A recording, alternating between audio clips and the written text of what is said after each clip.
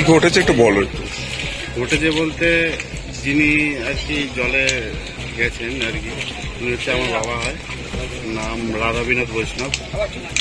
সে সকালে বাড়ি থেকে না বলে বেরিয়ে এসে জলে নেমে যায় আর কি, নেমে গিয়ে তলিয়ে যায়।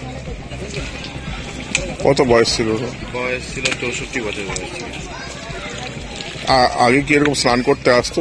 না না, ওনার শারীরিক অসুস্থতার জন্য ডাক্তার স্নান করা, গঙ্গায় স্নান করা পুরো সম্পূর্ণ নিষিদ্ধ করে দিয়েছিল, করে দিয়েছিল। আচ্ছা আগে এমনি যখন সুস্থ ছিল তখন স্নান করতে হতো। আচ্ছা, হঠাৎ করে এরকম হলো কেন, কি মনে করছো? হঠাৎ করে উনি বলতে পারবে কেন এসে কি হলো। আমরা কেউ জানি না, আমরা এখান থেকে ফোন যায় তারপর বাড়িতে যে তোমার বাবা গঙ্গায় নেমে গেছে, তাড়াতাড়ি আসো। তারপর আমরা দৌড়ে এসে তখন আর দেখতে পাইনি বাবাকে। এটা কটার সময় ঘটেছে? 1:30 নাগাদ আমি সঙ্গে সঙ্গে থানায় যাই। থানায় গিয়ে রিপোর্ট করি যে আমার বাবা তো গঙ্গায় নেমে গেছে, পাওয়া যাচ্ছে না, একটু তাড়াতাড়ি দ্রুত উদ্ধার করার ব্যবস্থা করার জন্য ওনারা করেছেন। তোমাদের বাড়ি কোথায়? আমাদের বাড়ি পোড়াঘাট। পোড়াঘাট? একদম পোড়াঘাটই না? হ্যাঁ, পোড়াঘাট বজরংবলী মন্দিরের সামনে। বাবা কি করতো আগে?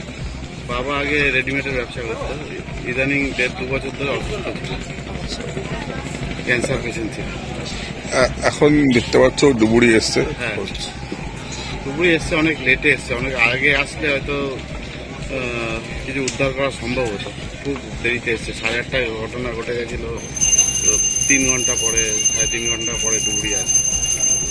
এরকম যেন কারোর সাথে না হয়, একটু প্রশাসনকেও বলছি যে ডুবুরির ব্যবস্থা করা খুব প্রয়োজন আমাদের নবদ্বীপে।